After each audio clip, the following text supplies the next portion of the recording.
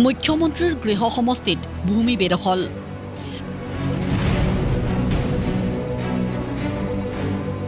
সন্দেহজনক লোকৰ কবলত শ শ বিঘা ভূমি। শুৱালকুছিত সন্দিহান স্থানীয় লোক। ক'ৰ পৰা আহিছে, কোনে বৰপীৰা পাৰি দিছে একাংশ সন্দেহজনক লোকক। কাৰণ কাৰ কৃপাত শুৱালকুছিৰ চৰকাৰী ভূমিত খেতি কৰিবলৈ অন্য স্থানৰ পৰা অনা হৈছে সন্দেহজনক লোকক। ক্ষোভিত স্থানীয় লোকে উভতি ধৰিছে শাসকীয় দল বিজেপি আৰু মুখ্যমন্ত্ৰীক। এতিয়া আমাক চৰ্ত লাগে, আমি গৰু চাৰা জাগা নাই। এতিয়া তাতে ঘৰ দুৱাৰ মানে মানুহ মাকে তুলে কৈছে এইগিলা নাজানো কৰ বিদেশী মানুহ সন্দেহজনক কবাৰ পৰা আনছি, আনি কেনে লিজত দিছি মাটিটো 5 লাখ 10 লাখ 15 লাখ খবৰে নাই এগিলা না। প্ৰশাসনৰে দালাল কি জানি কি ঠিক আছে। গাঁও প্ৰধানে এইগিলা খবৰে নাই, আকৌ হিচাপ নাই। 300-400 বিঘা গিলি দখল কৰছি। এতিয়া সেইবাৰ তাকে গৰুৱে নিব নোৱাৰা। আজি ঠেং কাটছি, কালি ভৰি কাটছি গৰুৰ, কুবে মাৰি ফেলছি।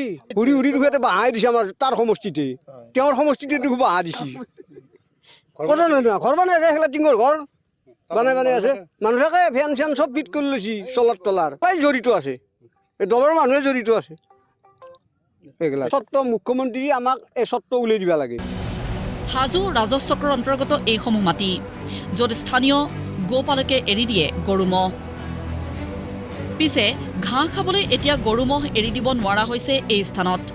কাৰণ এই চৰকাৰী ভূমিত ধনৰ বিনিময়ত খেতি কৰিবলৈ একাংশ সন্দেহজনক লোকক আমদানি কৰিছে দালাল চক্ৰই।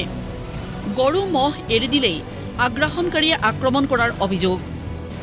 বিপদত আজ্ঞাথুৰি, দলিবাৰী, শিঙিমাৰী, গন্ধমৌ, ৰৌমাৰী আদি গাঁৱৰ গোপালক। ক'ত মোৰ চাৰিছিল? এতিয়া কি মোৰ চাৰবা দিয়া নাই? আমাৰ অসুবিধা হৈ গৈছে। কিহৰ কাৰণে? খেতিৰ কাৰণে মাটি খানি নিছি, ভৰি যাইগিলা ৰাখিব পৰা নাই। চাপৰিত কোনোবা খেতি কৰে নেকি? এই মাটিগিলা ঠিকা দিছি। এক বিশাল ভূমিত বেদখল প্ৰক্ৰিয়াৰ আৰম্ভণি এয়া। সেয়ে বেদখলৰ আৰম্ভণিতেই বেদখলকাৰীৰ বিৰুদ্ধে কঠোৰ হোৱাৰ আহ্বান শুৱালকুছিবাসীৰ। প্ৰশাসনৰ নীৰৱ ভূমিকাৰ বিৰুদ্ধে উজাৰিছে ক্ষোভ। ধনৰ ভাগ পাই সকলো মৌন নেকি, এই প্ৰশ্ন উত্থাপন কৰি প্ৰশাসনিক বিষয়াৰ বিৰুদ্ধেও ক্ষোভ জনতাৰ। খনিচনত যিটো নতুনকৈ বাম পৰিছে, সেই বামটোত আমাৰ ওচৰ চুবুৰীয়াৰ গাই গৰুখিনি প্ৰায় 2-3 হাজাৰ গৰু আৰু বেছিও হ'ব। ম'হ প্ৰায় মোটামুটি 1000ৰ ওপৰত ম'হ আছে। সেইখিনি যিখিনি ঘাঁহনি আছে, সেই ঘাঁহনি এতিয়া বৰ্তমান নাইকিয়া কৰিব ধৰিছে এচাম দালালে। সেইখিনি কিন্তু চৰকাৰী ভূমিয়ে, কিন্তু চৰকাৰী ভূমি হ'লে আমাৰ একাংশ জীৱিকা নিৰ্বাহ কৰিছে গাখীৰৰ ওপৰত চলি আছে, কিন্তু সেইখিনি এতিয়া নাইকিয়া কৰিব ধৰিছে এচাম দালালে, আমাৰ লোকেল দালালে আছামে। গতিকে মাটিখিনি কি হৈছে, সন্দেহযুক্ত কিছুমান নাগৰিকক আনি তাত লিজত দিছে। গতিকে এইটো মই চৰকাৰক আহ্বান জনাইছোঁ, আমাৰ মুখ্যমন্ত্ৰী মহোদয়ক আহ্বান জনাইছোঁ, তেওঁ যদি এইটোৰ ওপৰত অলপ নজৰ দিয়ে, ইয়াত নিশ্চয় সাক্ষপক্ষৰ কোনোবা বাহুবলী থাকিব পাৰে। কোনোবাই যদি তাত পাম কৰিছে, গৰু চাৰিছে, তাত মোৰ মানা কৰিব লগা নাই। হাঁহ চাৰিছে, চৰাই চাৰিছে, তাত মোৰ মানা। কিন্তু সন্দেহযুক্ত নাগৰিক কিছুমানক আনি ইয়াতে 10 লাখ 15 লাখ কৰি পইচা লৈ কেনে মাটিবিলাক খেতি কৰিব দিয়া হৈছে।